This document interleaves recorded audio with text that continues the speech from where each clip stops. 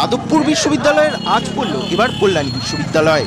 দুই দলের ছাত্র সংঘর্ষে রীতিমতো উত্তপ্ত হয়ে উঠল কল্যাণী বিশ্ববিদ্যালয় প্রাঙ্গণ। যাদবপুরের ঘটনার প্রতিবাদ জানাতে এসএফআই এবং তৃণমূল ছাত্র পরিষদের আলাদা আলাদা জায়গায় কর্মসূচি নিয়েছিলেন। অভিযোগ, তৃণমূল ছাত্র পরিষদের বহিরাগতরা এসএফআই ছাত্রদের অকথ্য ভাষায় গালিগালাজ করে। প্রতিবাদ করায় দুপক্ষের মধ্যে বচসার সূত্রপাত ঘটে। বচসা থেকে হাতাহাতি, এমনকি মারামারিতে জড়িয়ে পড়েন দুপক্ষই। আহত হয়েছেন উভয় পক্ষেরই বেশ কয়েকজন বলে জানা গিয়েছে। দুই পক্ষের অশান্তি সামাল দিতে গিয়ে আক্রান্ত হন এক সিভিক ভলেন্টিয়ার ও কয়েকজন গোয়েন্দা কর্মী। বাদ যাননি খবর সংগ্রহ করতে যাওয়া বিভিন্ন সংবাদ মাধ্যমের কর্মচারীরাও।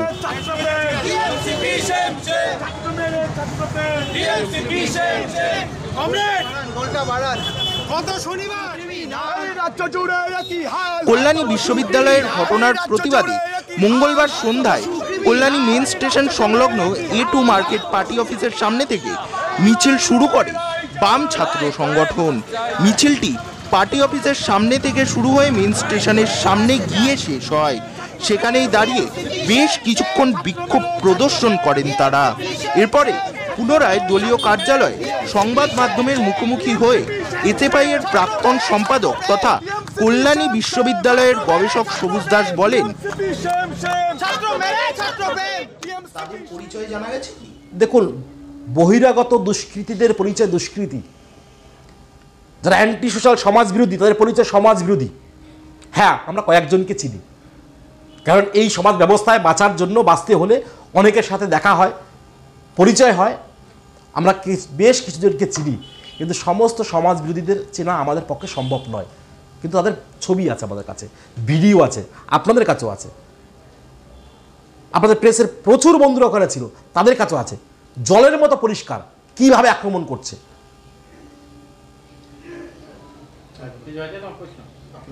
আমি সবুজ দাস, আমি এসএফআই এর প্রাক্তন সম্পাদক, কল্যাণী বিশ্ববিদ্যালয়ের গবেষক।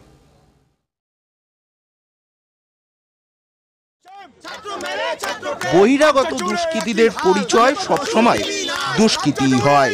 কল্যাণী বিশ্ববিদ্যালয়ের ছাত্র ছাত্রীদের নিরাপত্তার প্রশ্নের জবাবে সৌরবন্ত ডি চৌধুরী বলেন, বিগত 2 বছরে তৃণমূল ছাত্র পরিষদের বিরুদ্ধে ক্যাম্পাসের মধ্যে র্যাগিং, শ্লীলতাহানি এবং অসভ্যতামর মতো ভুরি ভুরি অভিযোগ রয়েছে।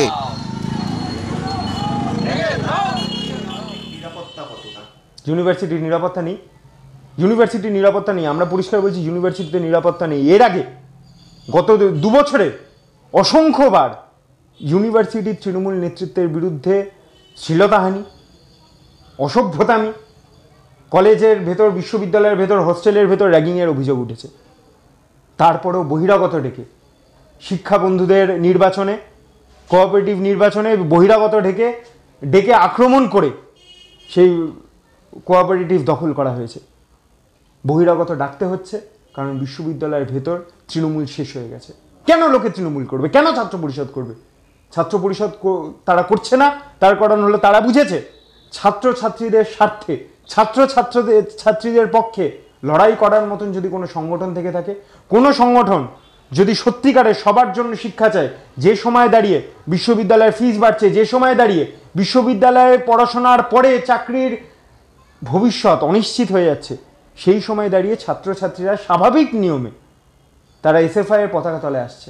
সেই কারণে আজকে বহিরাগত ডেকে বিশ্ববিদ্যালয়ে দাঙ্গা, হাঙ্গামা, বিশৃঙ্খলা তৈরির প্রচেষ্টা চলছে। তিনি শিক্ষামন্ত্রীর পদত্যাগের প্রসঙ্গে বলেন, তারা পদত্যাগ চান না, তারা চান শিক্ষামন্ত্রী ব্রাত্য বসুর গ্রেপ্তারি।